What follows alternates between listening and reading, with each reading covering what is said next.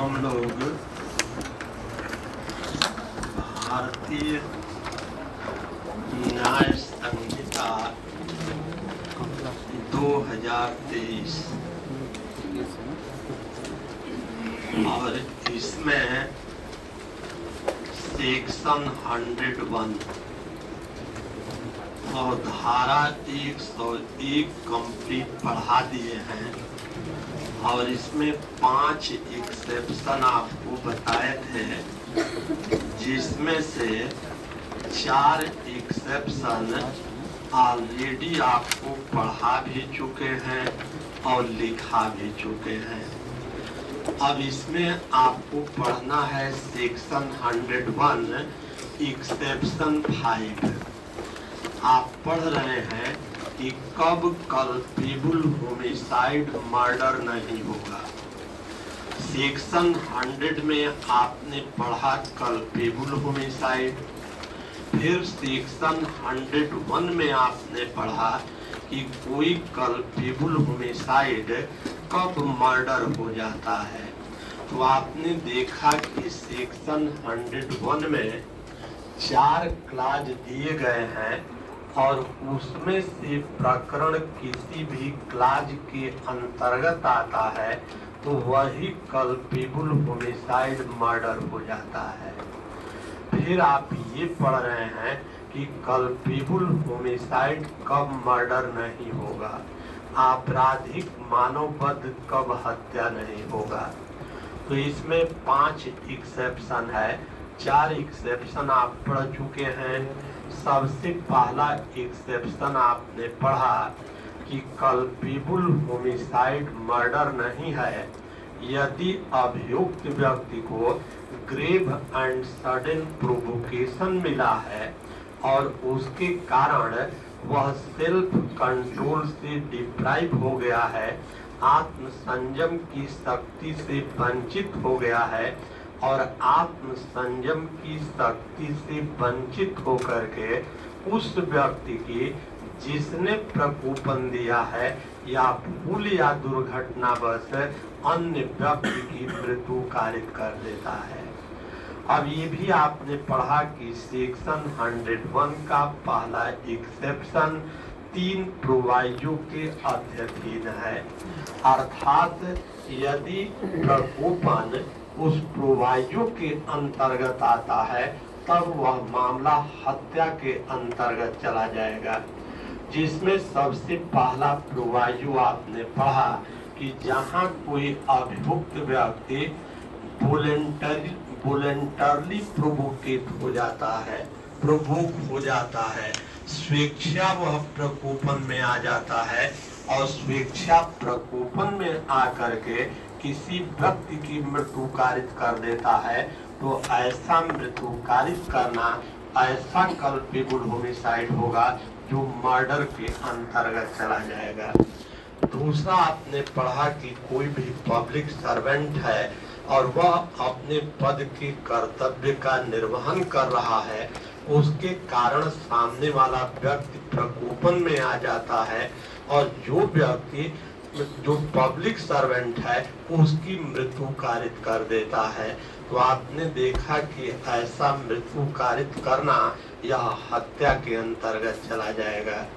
तीसरा प्रोवाइजो आपको बताए कि हर व्यक्ति को राइट ऑफ प्राइवेट डिफेंस का राइट दिया गया है और यदि वह अपने राइट का एक्सरसाइज करता है जिसके कारण सामने वाला व्यक्ति प्रोवोकेशन में आ जाता है और जो राइट ऑफ प्राइवेट डिफेंस के राइट का एक्सरसाइज कर रहा है उसकी मृत्यु कारित कर देता है, तो ऐसा मृत्यु कारित करना यह हत्या के अंतर्गत चला जाएगा।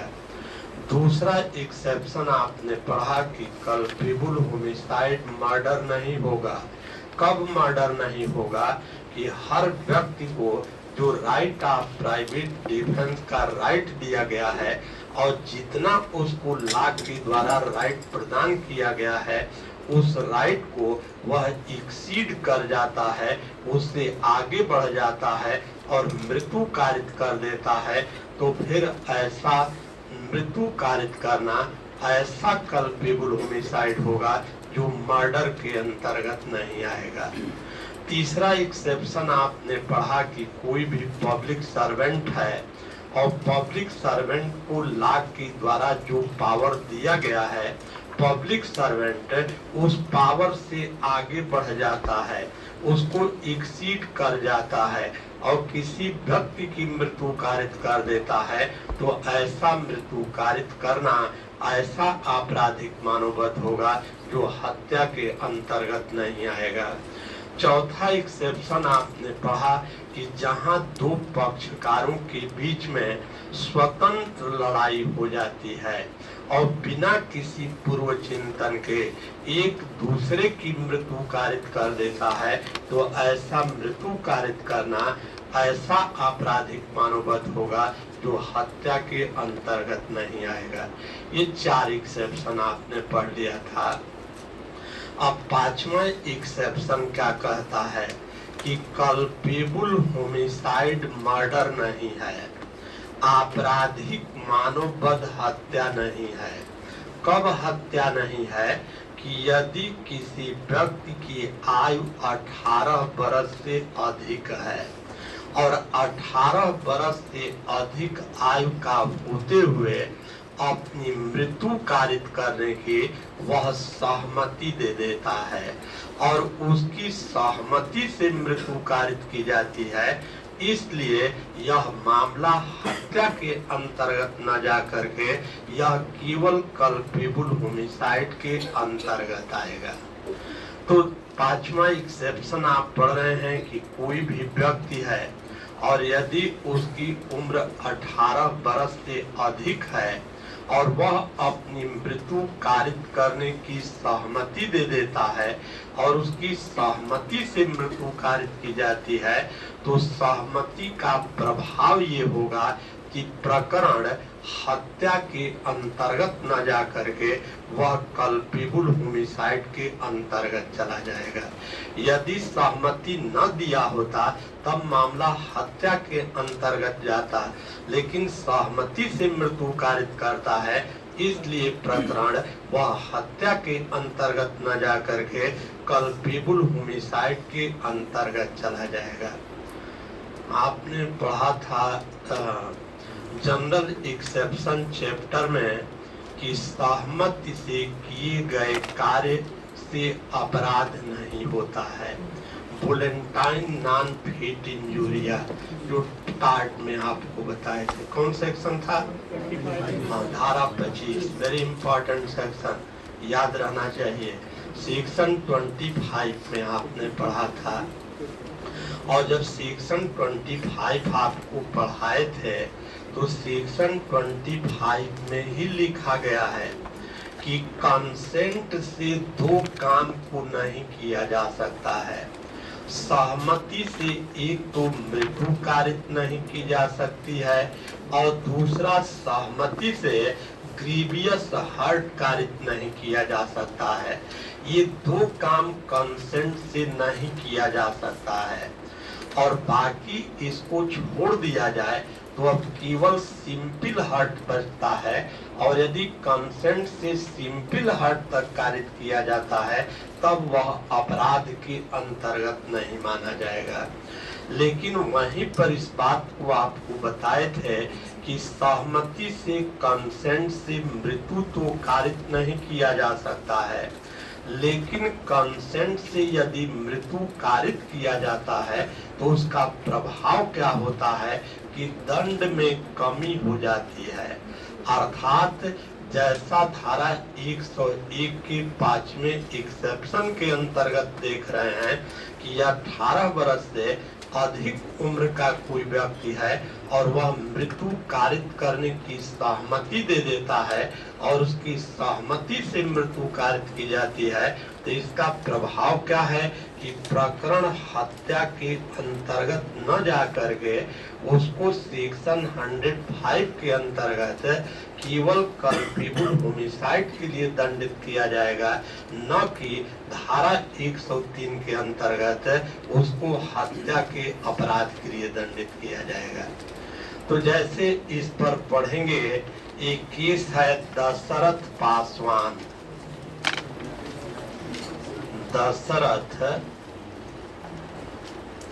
पासवान की केस है और ये स्टेट ऑफ बिहार है। अब इस केस का फैक्ट क्या है?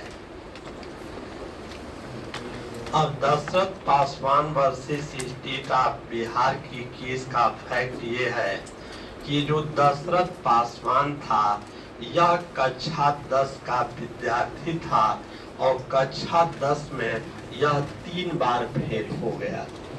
अब यह अपने जीवन से पूरी तरीके से निराश हो गया और इसका विवाह हो चुका था और इसकी जो पत्नी थे जो उसकी उम्र थे 19 बरस थे। अब दशरथ पासवान ने अपनी पत्नी से मरने की इच्छा जाहिर किया कि मैं अपने जीवन से पूरी तरीके से हताश हो गया हूँ और मैं मरना चाहता हूँ। तो पत्नी ने कहा कि सबसे पहले आप मेरी मृत्यु कारित कर दीजिए, इसके बाद तब आप मरिए। अब दशरथ पासवान पत्नी जिसकी उम्र 19 बरस थी, इसकी स्वतंत्र सहमति से दशरथ पासवान ने इसकी मृत्यु कारित कर दिया। लेकिन मृत्यु कारित करने के बाद दशरथ पासवान जब अपना जीवन लीला समाप्त करना चाहता था उसी समय इसको पकड़ लिया गया। तो अब सवाल ये उत्पन्न हुआ कि दशरथ पासवान को किस अपराध के लिए इसको दंडित किया जाएगा। तो कोर्ट ने कहा कि दशरथ पासवान का जो ये कार्य है ये भारतीय दंड संहिता के धारा 300 के ये 5वें एक्सेप्शन के अंतर्गत आता है। वर्तमान धारा 101 के 5वें अपवाद के अंतर्गत आता है और उसमें आपने क्या पढ़ा कि कोई भी व्यक्ति है और जिसकी उम्र 18 वर्ष से अधिक है और वह मृत्यु कारित करने की स्वतंत्र सहमति दे देता है और उसकी स्वतंत्र सहमति से मृत्यु कारित की जाती है, तब वह कल्पेबल होमिसाइड, वह मर्डर नहीं होगा। अर्थात दशरथ पासवान को केवल भारतीय दंड संहिता के धारा 304 के अंतर्गत कल्पेबल होमिसाइड के लिए इसको दंडित किया गया, न कि धारा 302 के अंतर्गत हत्या के अपराध के लिए दंडित किया गया। नोट कर लें।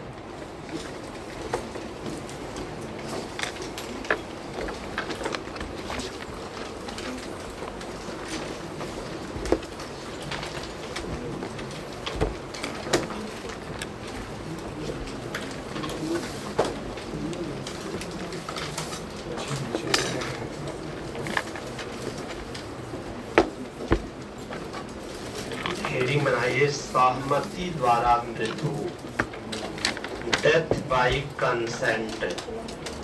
सहमति द्वारा मृत्यु।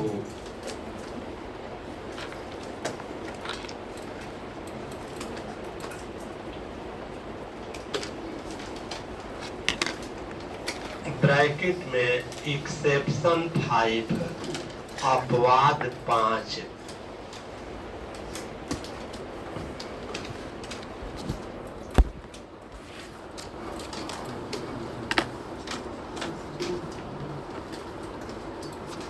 लिखें आपराधिक मानववध हत्या नहीं है, culpable homicide is not murder.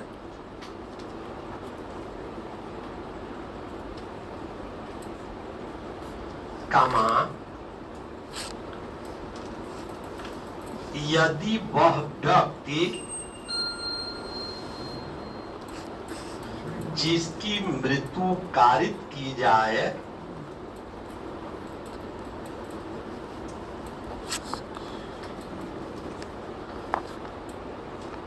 अठारह वर्ष से अधिक आयु का होते हुए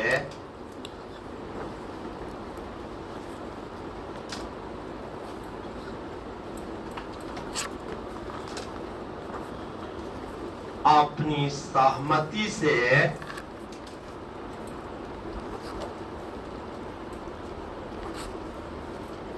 मृत्यु होना सहन करे,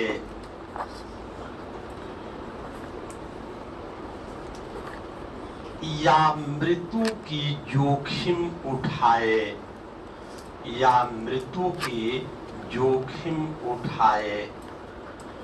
Culpable homicide is not murder when the person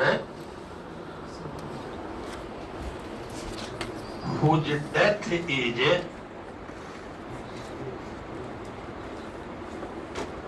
caused being above the age of 18 years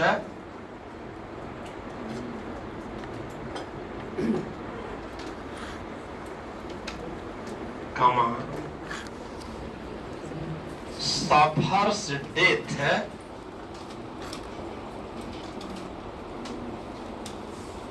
or takes the risk of death।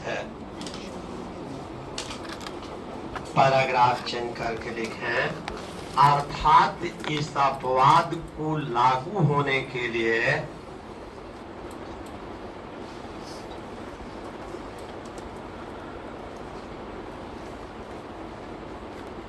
निम्नलिखित शर्तों की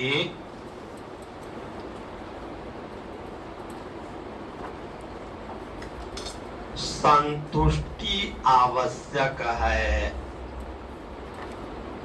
Following conditions are necessary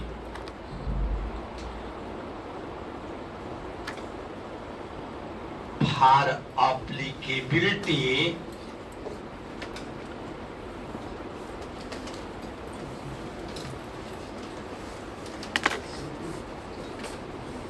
of this exception।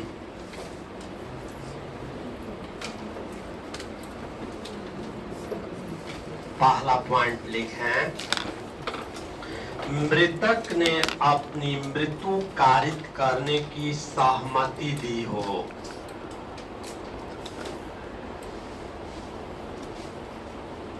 मृतक ने अपनी मृत्यु कारित करने की सहमति दी हो। Deceased must have consented to the causing of his death।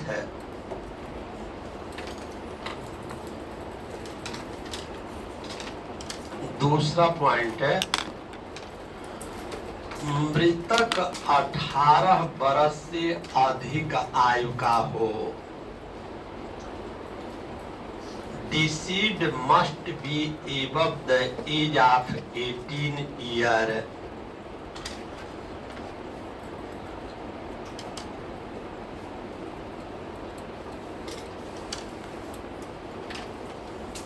तीसरा पॉइंट है, ऐसी सहमति स्वतंत्र हो,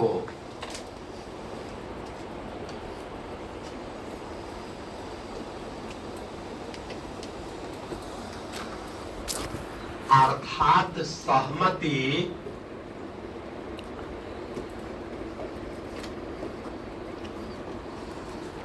दुर्व्यपदेशन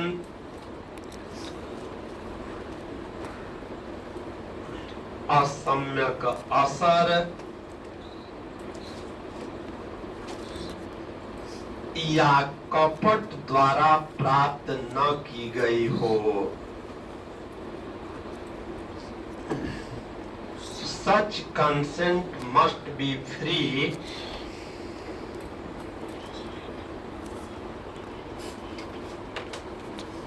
so it has not obtained through fraud, undue influence,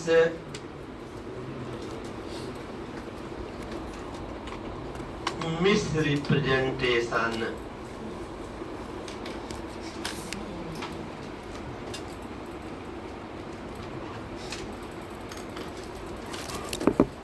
paragraph change करके इस संबंध में दशरथ पासवान बनाम बिहार राज्य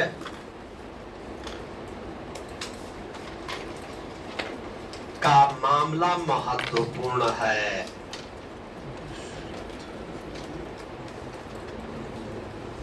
Dasharath Paswan versus state of Bihar is an important case on this point.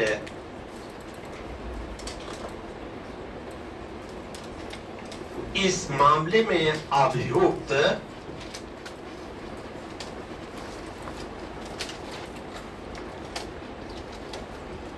जो कक्षा 10 की परीक्षा में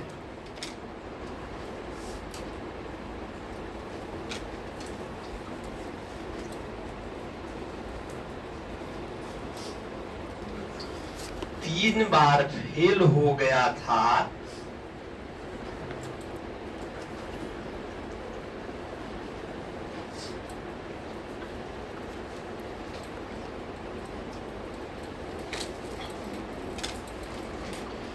जीवन से हताश होकर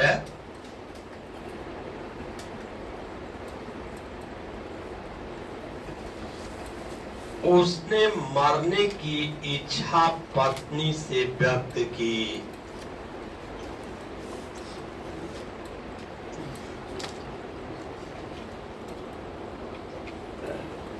पत्नी जो 19 बरस की थी,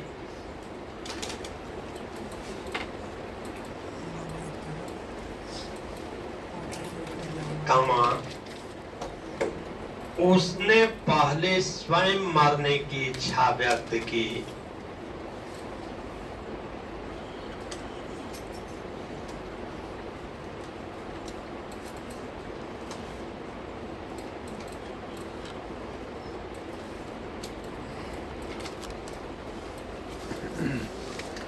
इस प्रकार सहमति के आधार पर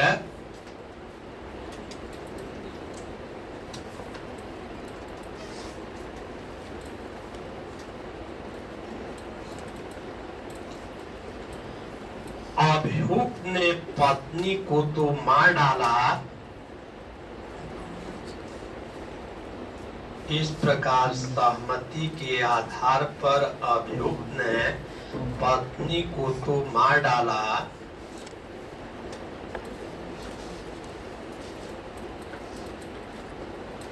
परंतु इससे पहले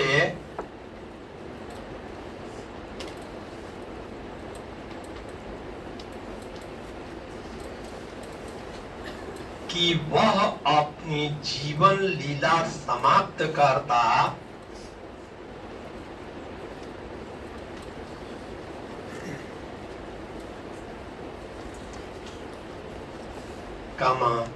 पकड़ लिया गया।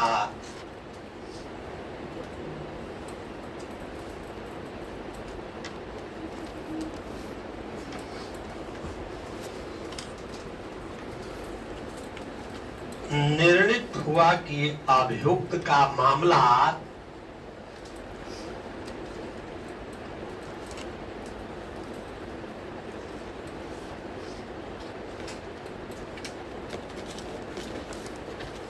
धारा 300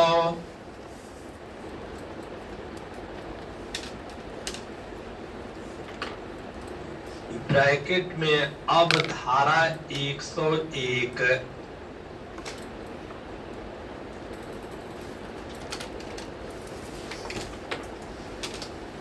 के 5वें अपवाद के अंतर्गत आता है।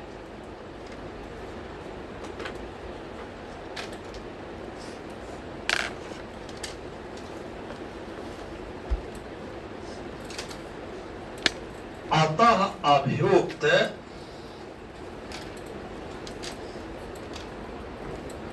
आपराधिक मानवबद्ध के लिए दोषी होगा। In this case, the accused had failed thrice in his class 10th examination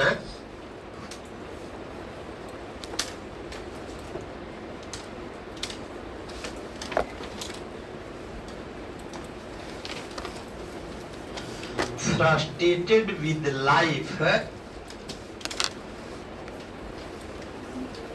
comma, he expressed his wish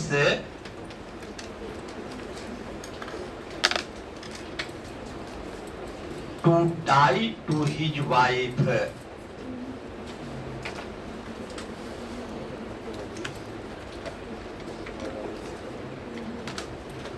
His wife, comma, who was 19 years old,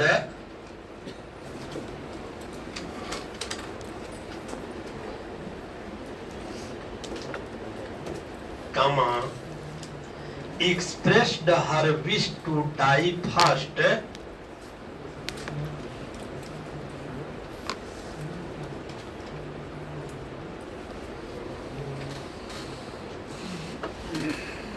thus on the basis of consent,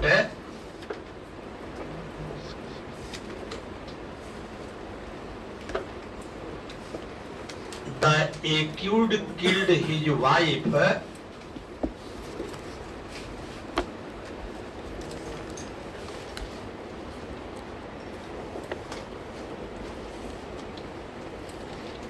but before he could end life,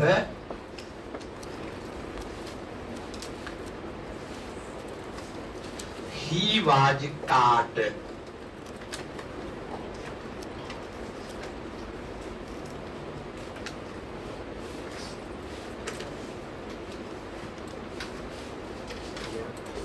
Court held that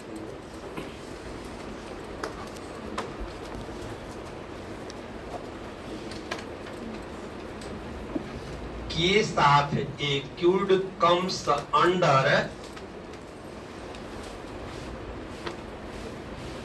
exception 5 of section 300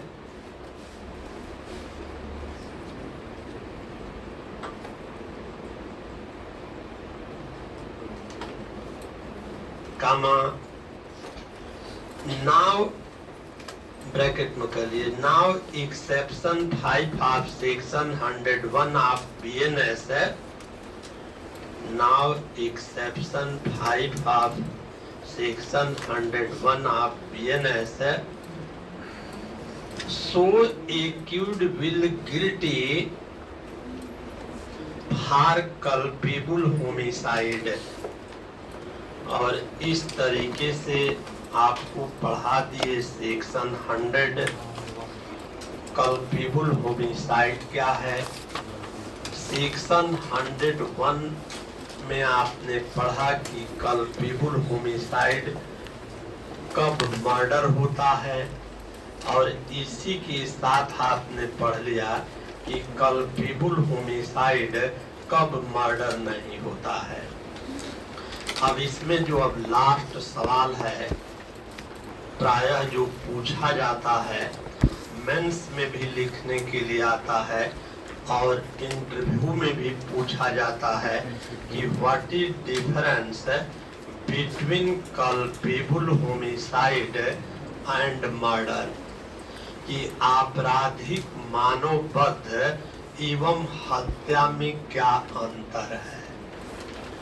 तो इसमें आपने देखा कि जो section 100 आपने पढ़ा, तो section 100 के अंतर्गत मुख्य रूप से 3 पॉइंट इसमें आपने पढ़ा, और जो सेक्शन 101 आपको पढ़ा है इसमें 4 पॉइंट इसमें आपने पढ़ा, ABCD।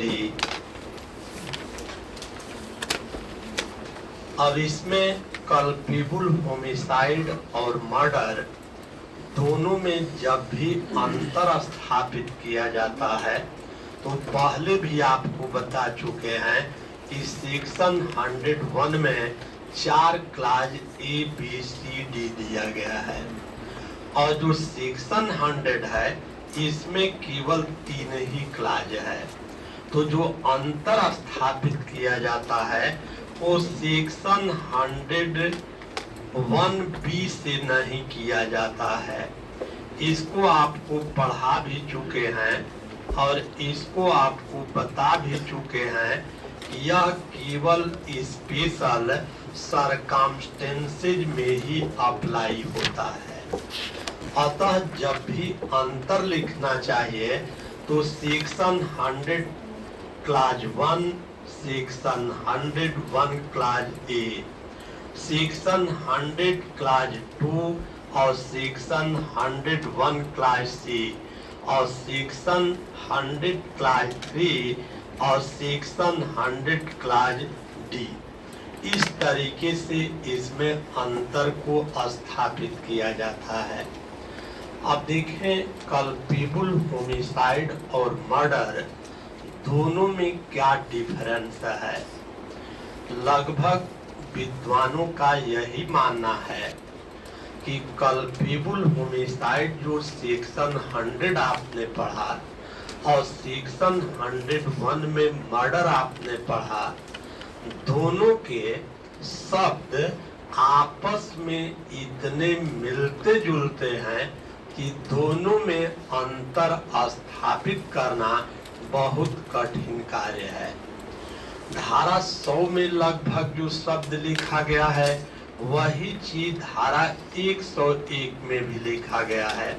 तो अब कल्पेबल होमिसाइड और मर्डर दोनों में क्या अंतर है, इसको तमाम केस लॉ के माध्यम से भी अंतर को स्पष्ट किया गया है, लेकिन केस लॉ से उतना अंतर स्पष्ट नहीं होता है जितना जो प्रोविजन दिया गया है और उस सेक्शन के अंतर्गत जो इलस्ट्रेशन दिए गए हैं उससे जितना स्पष्ट अंतर होता है वो केस लॉ से भी नहीं होता है।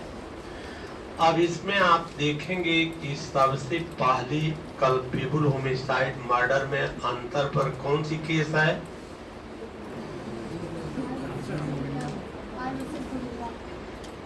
इसमें आर वर्सेस गोविंदा 1876 की केस है और आर वर्सेस गोविंदा की केस से पहले भी एक केस आती है आर वर्सेस गोपी चंद, लेकिन सबसे पहला जो अंतर स्थापित किया गया वो आर वर्सेस गोपी चंद की केस में किया गया, लेकिन कोई खास चीज उसमें नहीं कहा गया।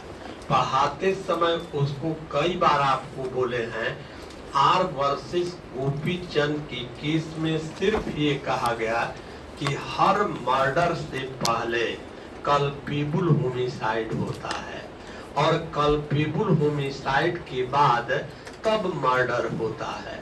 ये तो ऑलरेडी सब आप पढ़ ही चुके हैं। अब देखें अंतर को ध्यान में रखना है।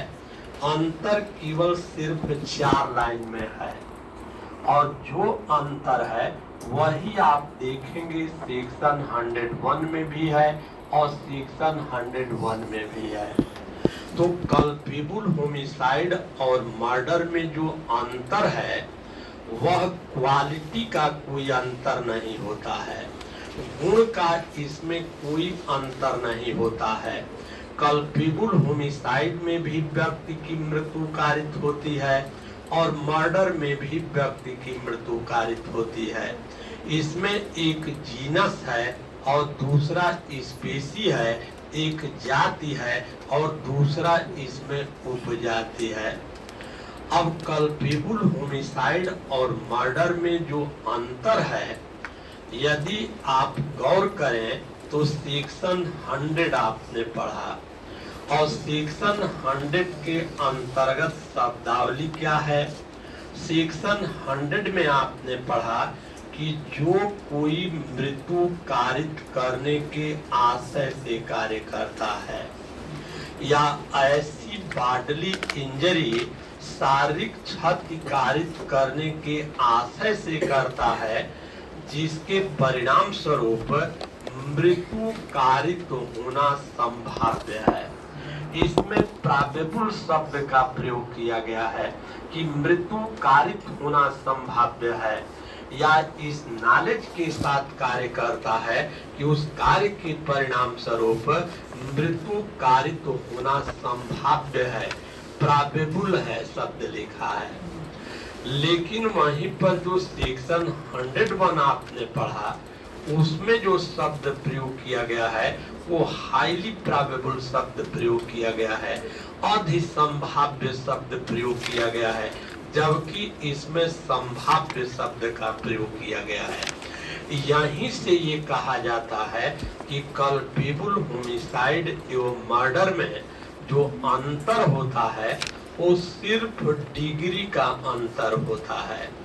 दोनों की क्वालिटी एक ही है, दोनों में मृत्यु कारित होती है, लेकिन दोनों में जो अंतर है वो सिर्फ डिग्री का अंतर है।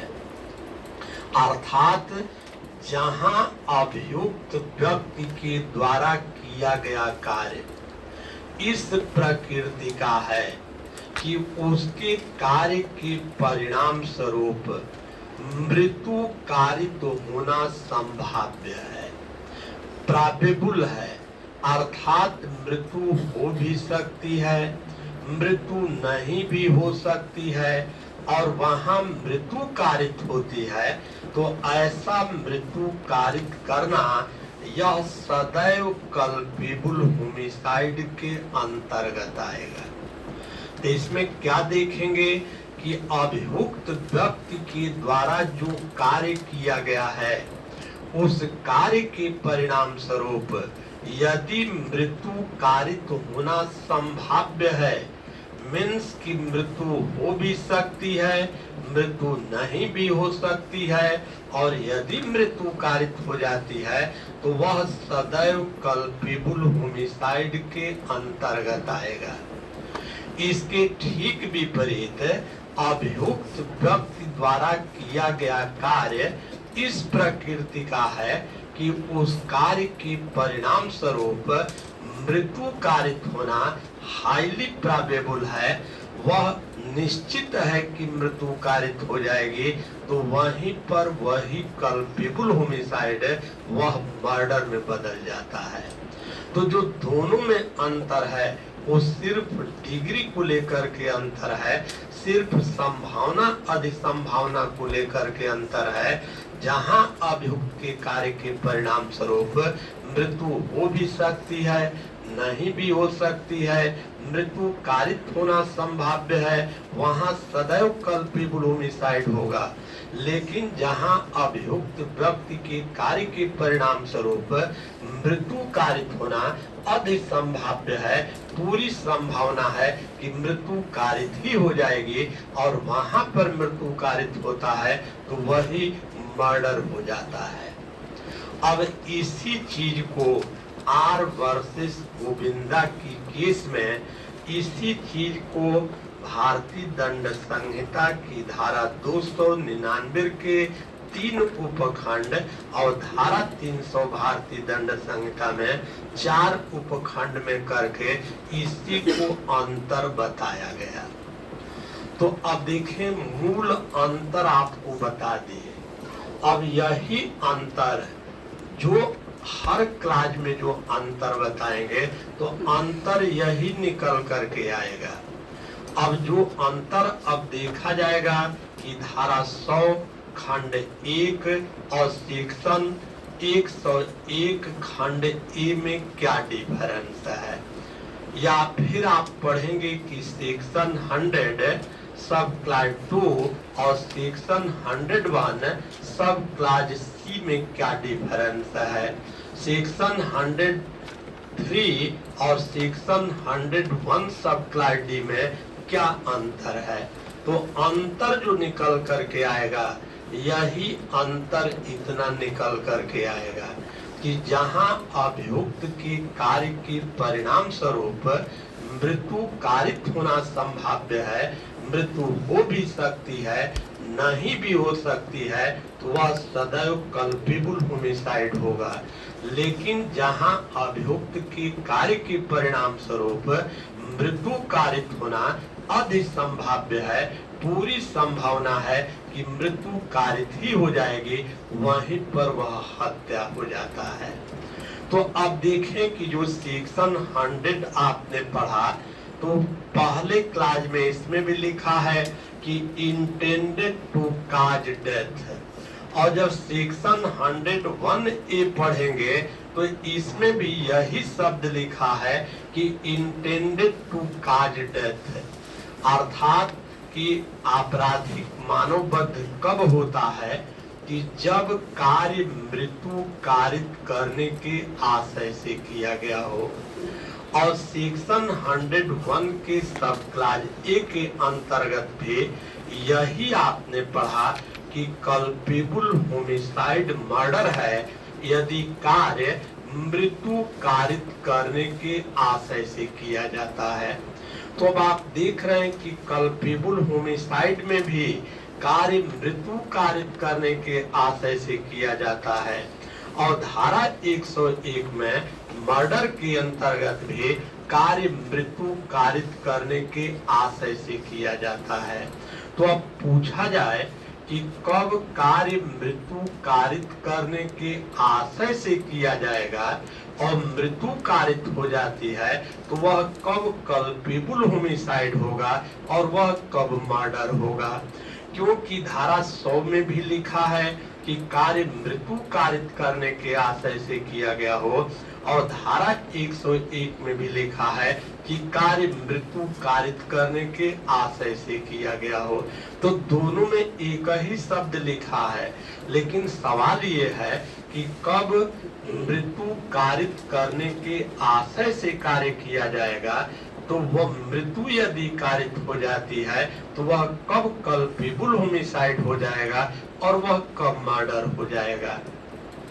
तो इस प्रश्न का उत्तर पहले ही आपको बता दिए कि जहां अभियुक्त व्यक्ति के द्वारा किया गया कार्य ऐसा है कि उसके परिणाम स्वरूप मृत्यु कारित होना संभाव्य है, तब वहां पर कल्पेबल होमिसाइड होगा। और जहां अभियुक्त व्यक्ति के द्वारा किया गया कार्य इस प्रकार है कि उसके परिणाम स्वरूप मृत्यु कारित होना हाईली प्रोबेबल है, अधिसंभाव्य है, पूरी संभावना है कि मृत्यु कारित ही हो जाएगी,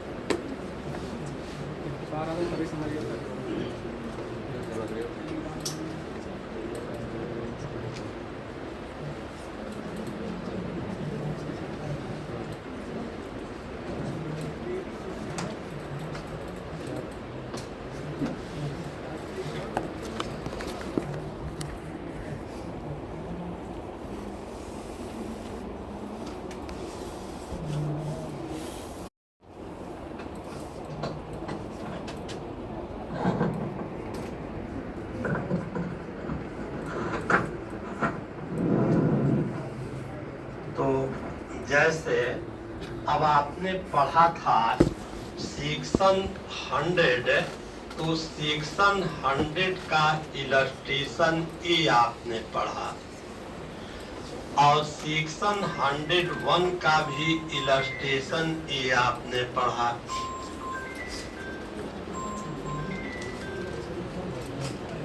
अब इसमें अंतर को देखा जाए तो अब पहली चीज की दृष्टांत को ध्यान करें, तो इस दृष्टांत में आपने क्या पढ़ा कि जैसे ए है और यह एक गड्ढे पर घास फूस लकड़ी इस आशय से बिछाता है कि इसके द्वारा किसी व्यक्ति की मृत्यु कारित किया जाए, या यह ज्ञान रखते हुए बिछाता है कि उसके परिणाम स्वरूप किसी व्यक्ति की मृत्यु कारित हो जाए।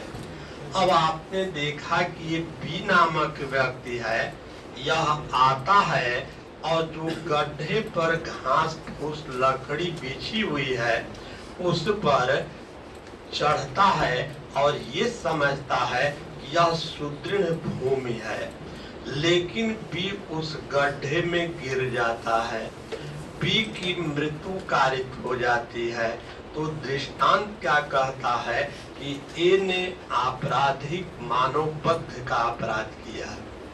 वहीं पर सेक्शन 101 में पहला इलस्ट्रेशन आपने पढ़ा कि ए बी को मार डालने के आशय से और बी के ऊपर गोली चलाता है और बी की मृत्यु कारित कर देता है, तो ए ने हत्या का अपराध कारित किया।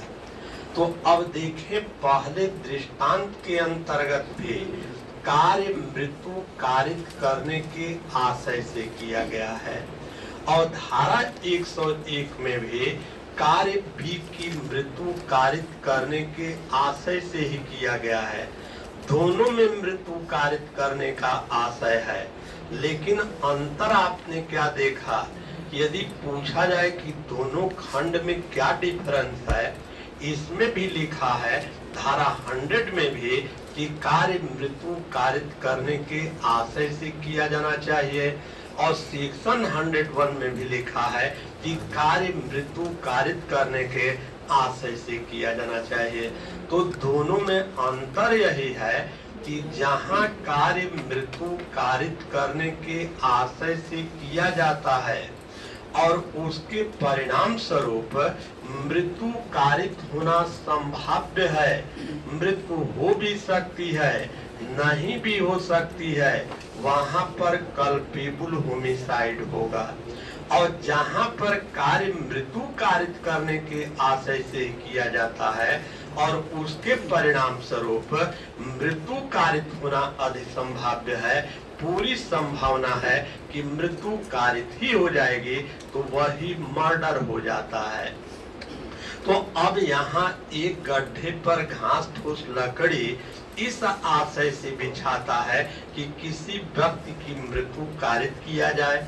बी नामक व्यक्ति आता है, गड्ढे पर घास फूस लकड़ी जो बिछी है उसको सुदृढ़ भूमि समझ लेता है, उस पर चढ़ता है, गिर जाता है, तो यहाँ पर इन्हें कल्पेबल होमिसाइड का अपराध कारित किया, क्योंकि गड्ढे में गिरने पर मृत्यु कारित होना संभावना मात्र है। गड्ढे में गिरने पर मृत्यु कारित हो भी सकती है, नहीं भी हो सकती है, चाहे भले मृत्यु कारित करने के आशय से कार्य किया है, लेकिन उसके परिणाम स्वरूप मृत्यु कारित होना यहाँ संभावना मात्र है। मृत्यु हो भी सकती है, नहीं भी हो सकती है, अतः एक कार्य कल्पेबल होमिसाइड के अंतर्गत आएगा। वहीं दूसरी तरफ आप देख रहे हैं कि ए मृत्यु कारित करने के आशय से ही बी के ऊपर गोली चलाता है, लेकिन इस कार्य के परिणाम स्वरूप बी की मृत्यु कारित होना अधिक संभाव्य है।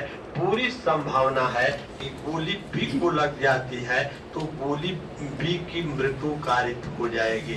तो यहाँ पर यदि मृत्यु कारित होती है, यहाँ भी कार्य मृत्यु कारित करने के आशय से ही किया गया है, लेकिन यहाँ पर उस कार्य के परिणाम स्वरूप मृत्यु कारित होना अधिक संभाव्य है।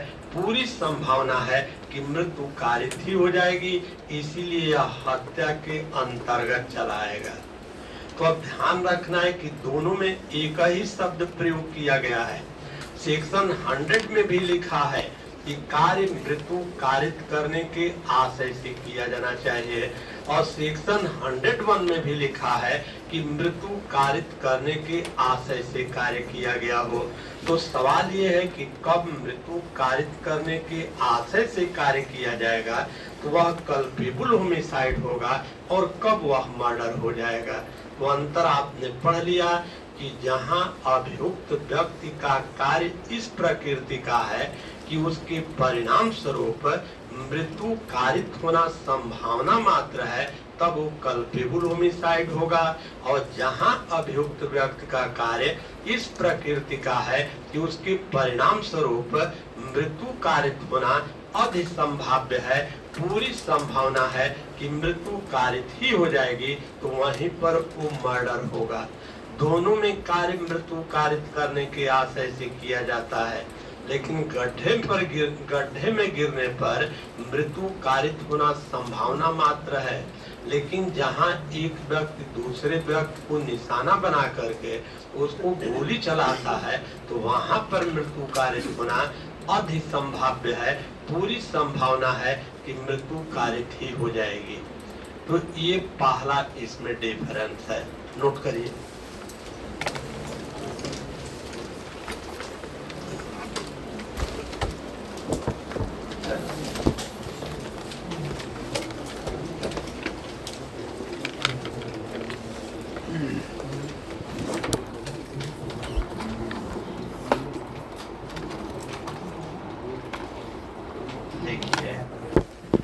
आपराधिक मानववध एवं हत्या में अंतर। Difference between culpable homicide and murder.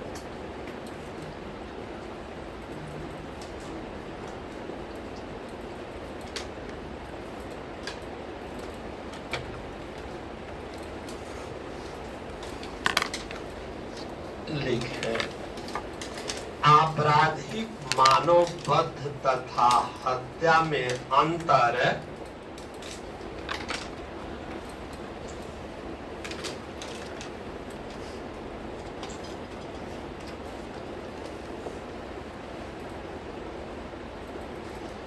गुण मूलक नहीं है,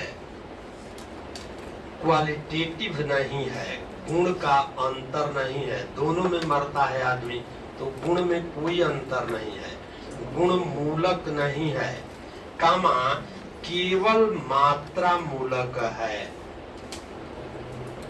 केवल क्वांटिटी का अंतर है।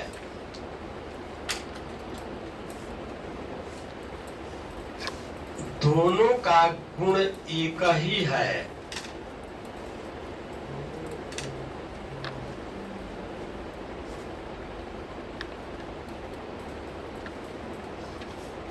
एक जाति है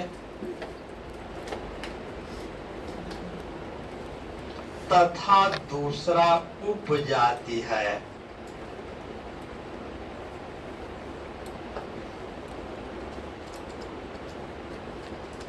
Difference between culpable homicide and murder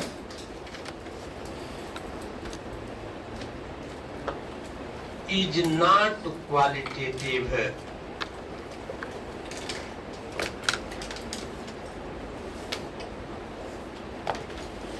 but only quantitative.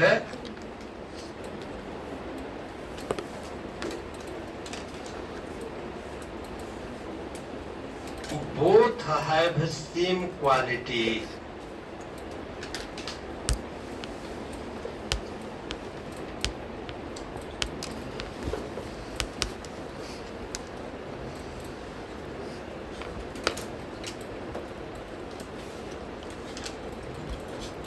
One is species and other one is genus.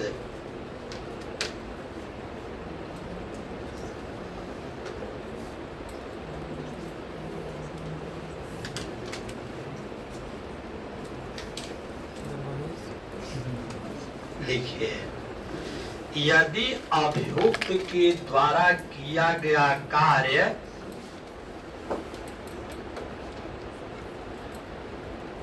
इस प्रकृति का है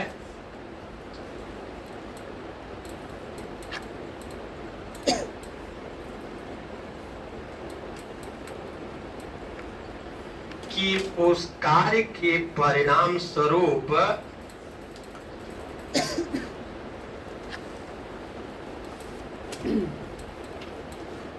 मृत्यु कारित होना संभाव्य है।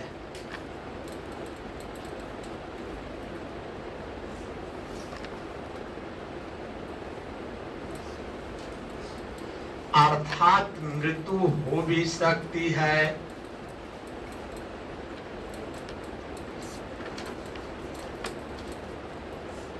और नहीं भी हो सकती है।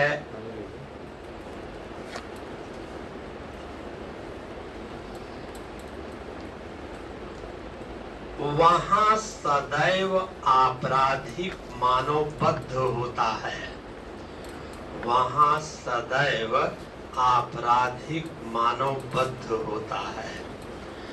If act done by accused is of such nature, if act done by accused is of such nature,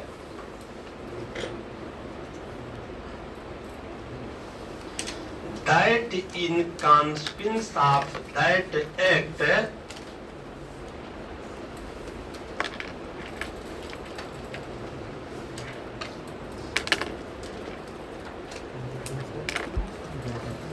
there is possibility of causing death,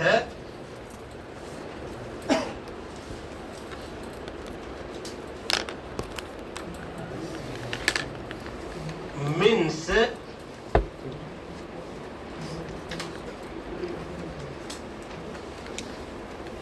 death may be or may not be caused.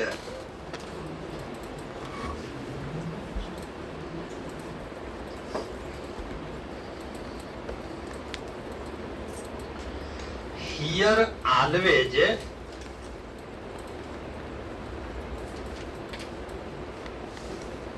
the offense shall be culpable homicide.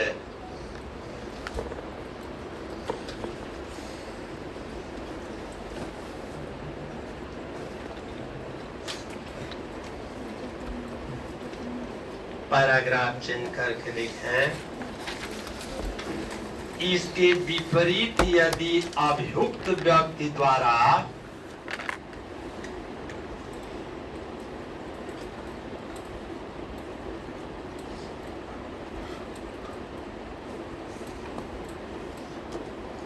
किया गया कार्य इस प्रकृति का है,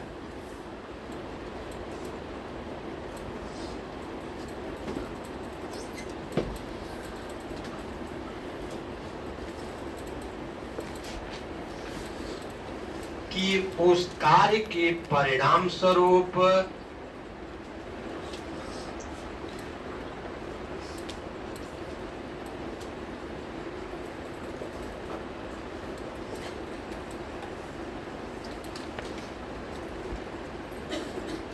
मृत्यु कारित होना अधिसंभाव्य है,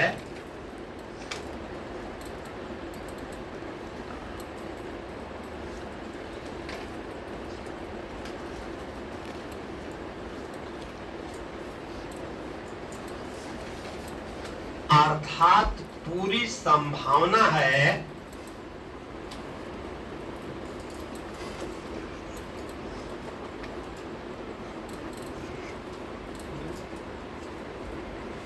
कि मृत्यु कारित हो ही जाएगी,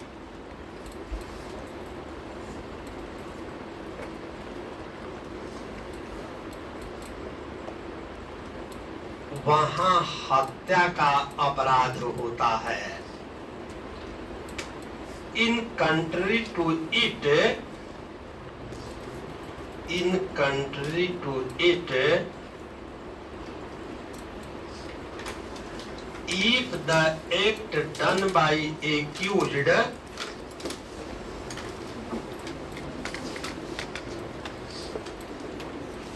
is of such nature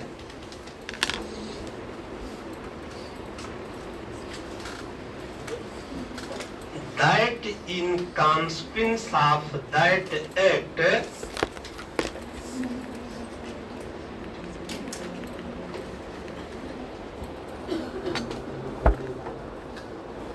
there is probability of causing death,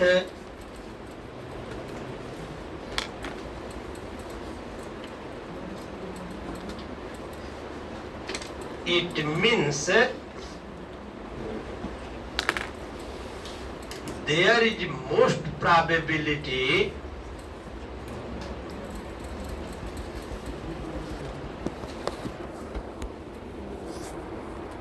that death will have ensued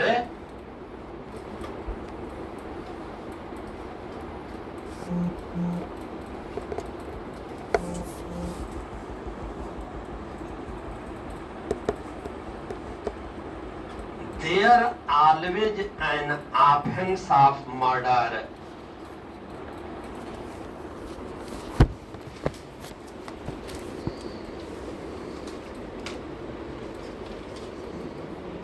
उसी में लिखे this original element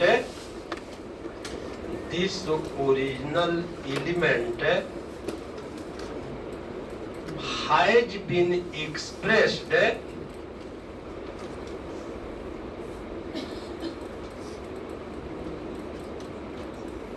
in 3 sub-clause of section 100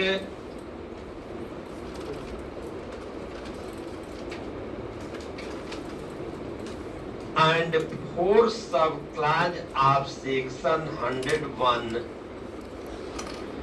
इसी मूलभूत तत्व को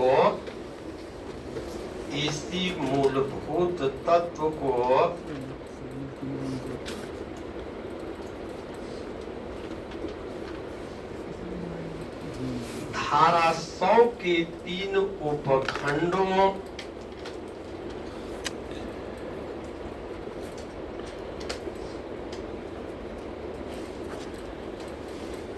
तथा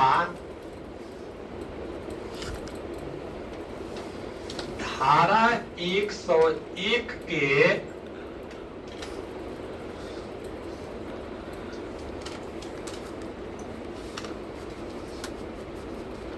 चार उपखंडों में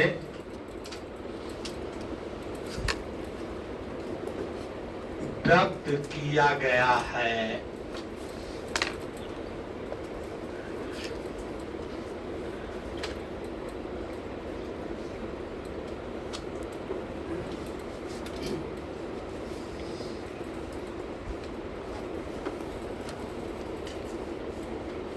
पैराग्राफ चेंज करके लिखें। इतना एग्जाम में रहेगा नहीं समय लिखने के लिए। अब तरीका तो यही है कि धारा 100 की उपधारा 1 और धारा 101 सब क्लास 1 उसी को हेडिंग की ओर बना दिया जाए और लिख दिया जाए डायरेक्ट। इतना समय नहीं रहता है कि तीनों उपखंड लिखिए, चारों उपखंड लिखिए, लेकिन लिखने का तरीका यही होता है कि सेक्शन 100 का तीनों क्लास लिखिए, फिर सेक्शन 101 का 4 क्लास लिखिए और तब दोनों में एक अंतर उसमें बताइए। तरीका तो ये है, लेकिन इतना परीक्षा में समय नहीं रहता है तो डायरेक्ट लिखना सही रहता है, लेकिन फिलहाल हम लिखाएंगे पूरा। लिखिए धारा 100। कोई व्यक्ति आपराधिक मानवबद्ध का दोषी होगा। धारा 100 हेडिंग टाइप बना लीजिए। धारा 100 कोई व्यक्ति आपराधिक मानवबद्ध का दोषी होगा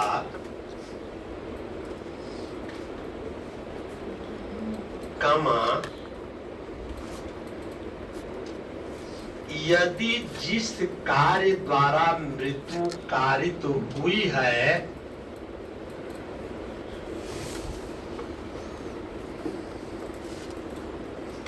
वह कार्य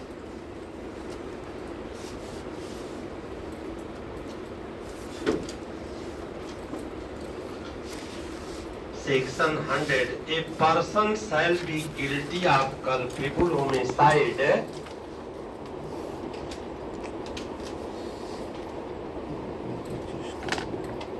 if the act by which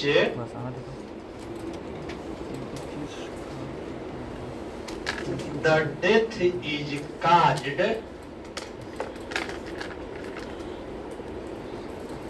is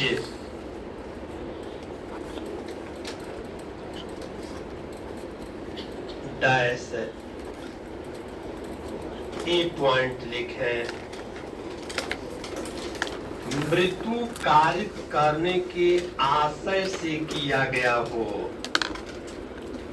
पहला पॉइंट लिखे, इसको 1 कर दीजिए। इसको मृत्यु कारित करने के आशय से किया गया हो।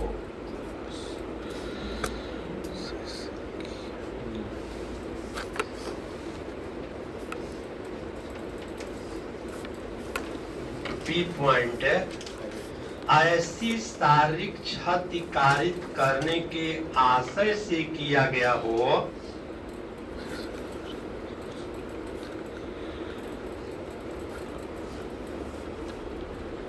जिससे मृत्यु कारित होना संभाव्य है।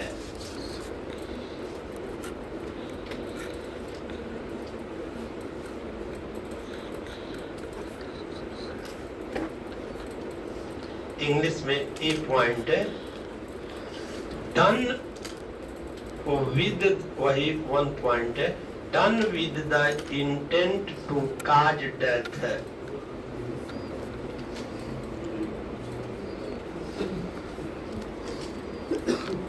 और second point with the intention of causing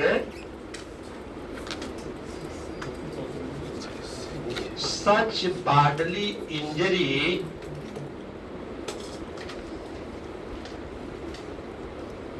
as is likely to cause death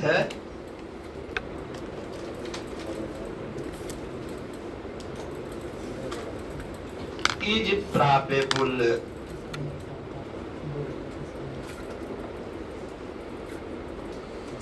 और या तीसरा पॉइंट इस ज्ञान के साथ किया गया हो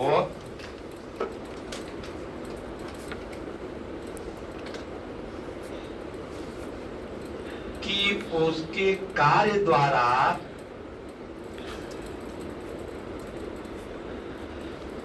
मृत्यु कारित होना संभाव्य है। With the knowledge that his act is likely to cause death।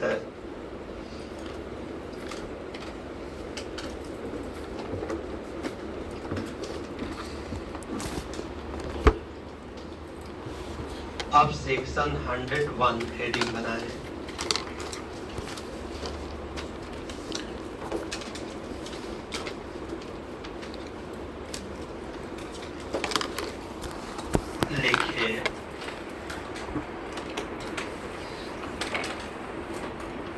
धारा 101 में वर्णित अपवादों को छोड़कर धारा 101 में वर्णित अपवादों को छोड़कर आपराधिक मानवबद्ध हत्या है।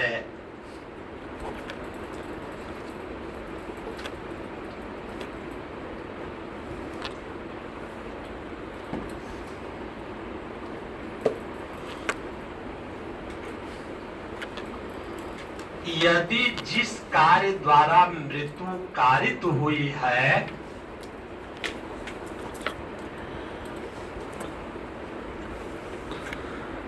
कमा वह कार्य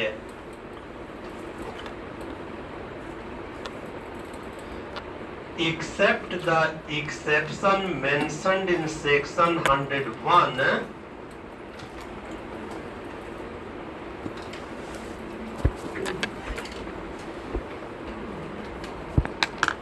culpable homicide is murder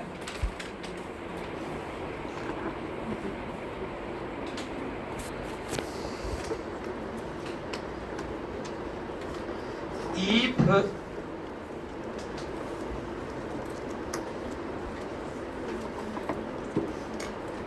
the act by which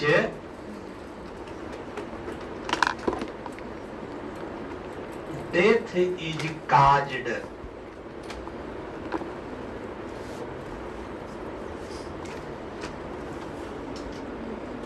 is आगे डैश ए पॉइंट लिखें मृत्यु कारित करने के आशय से किया गया हो।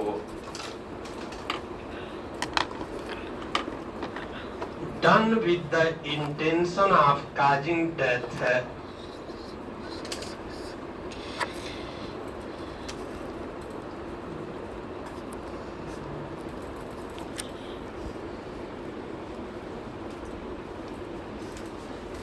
आर बी पॉइंट ऐसी शारीरिक क्षति कारित करने के आशय से किया गया हो, ऐसी शारीरिक क्षति कारित करने के आशय से किया गया हो,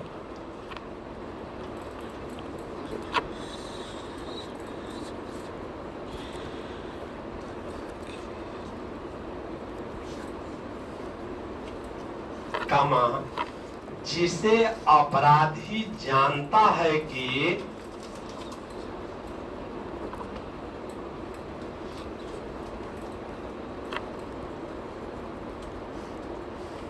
उस व्यक्ति की मृत्यु कारित होना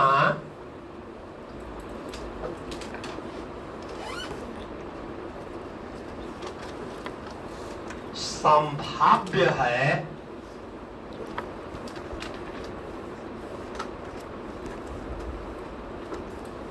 जिसको वह अपहानि कारित की गई है।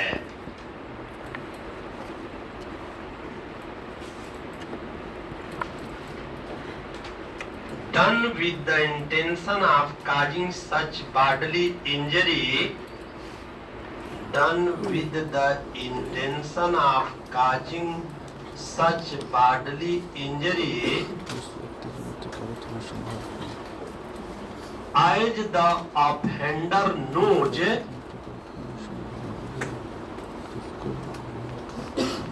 to be likely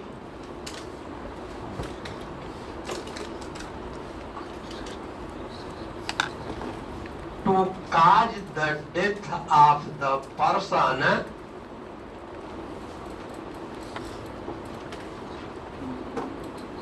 to whom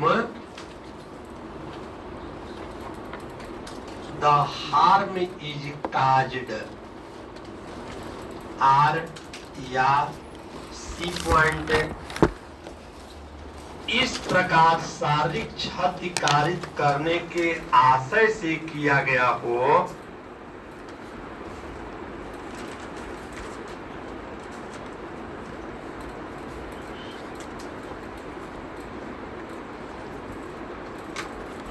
कमा जो प्रकृति के सामान्य अनुक्रम में, जो प्रकृति के सामान्य अनुक्रम में मृत्यु कारित करने के लिए पर्याप्त है।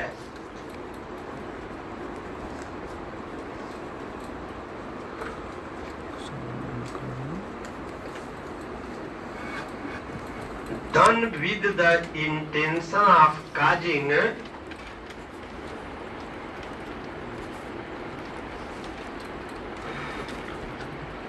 bodily injury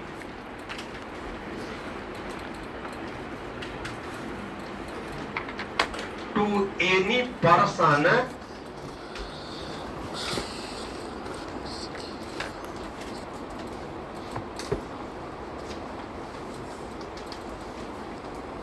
and the bodily injury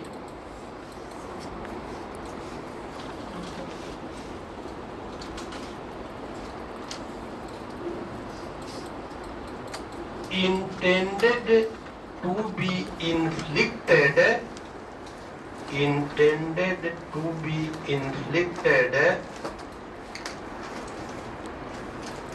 as sufficient in the ordinary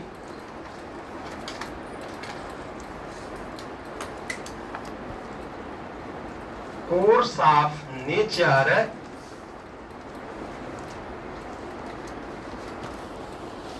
to cause death.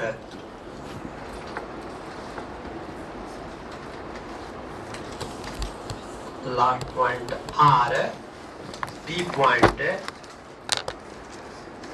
कृत्य करने वाला व्यक्ति यह जानता है, कृत्य करने वाला व्यक्ति यह जानता है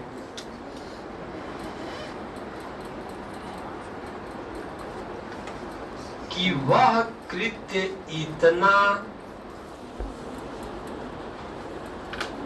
खतरनाक है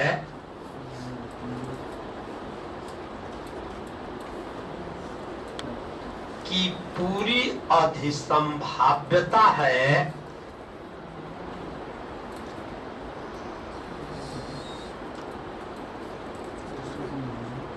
कि वह मृत्यु कारित कर ही देगा।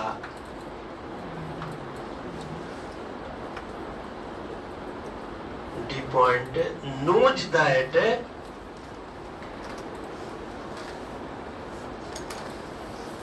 it is so immediately dangerous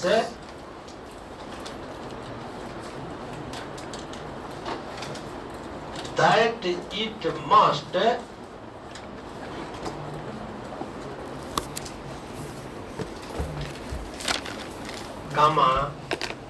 in all probability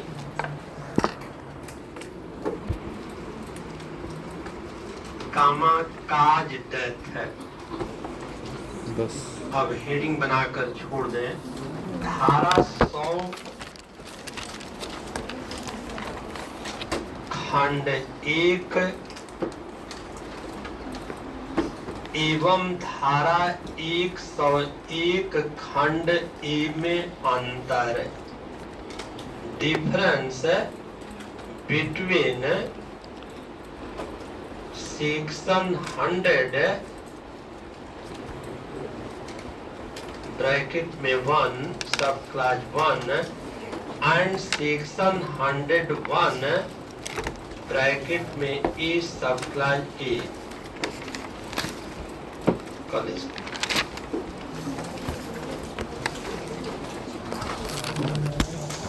जो लोग फीस जमा किए हैं और फार्म में उसको चढ़ाए नहीं है, वो आकर के ऑफिस में फार्म में उसको अपना एंट्री कर दीजिए। और दूसरी चीज कि जो विद्यार्थी फार्म में कुछ नहीं लिखे हैं, जल्दी में हमको पैसा पकड़ा करके चले आते हैं, इसलिए जब भी पैसा जमा करें हमारे क्लास के बाद ही, उससे पहले ऑफिस में पैसा जमा करने के लिए मत आया करिए। यही कारण है कि आपकी एंट्री टाइमली नहीं हो पाती है।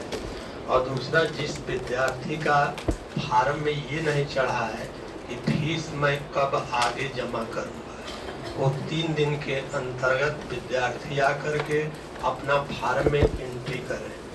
तीसरी चीज की जो विद्यार्थी एंट्री किए हैं कि इस महीने में फीस देंगे और किसी कारणवश उसको नहीं दे पाते हैं, तो उनकी ड्यूटी बनती है कि आकर के उसको फिर फार्म में अपना आगे डेट को एक्सटेंड कराएं।